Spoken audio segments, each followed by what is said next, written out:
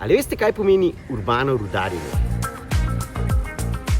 Urbano rudarjenje se osredotoča na pridobivanje odpadne elektronike, kot so recimo baterije, stare antene, telefoni ali pa še kaj starejšega.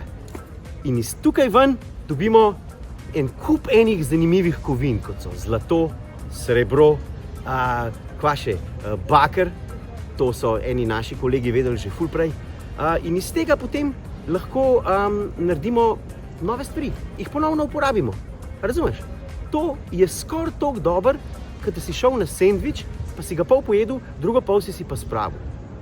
Urbano rudarjenje pomaga zmanjšati potrebo po novih sestavinah, ki jih itak zmanjkuje.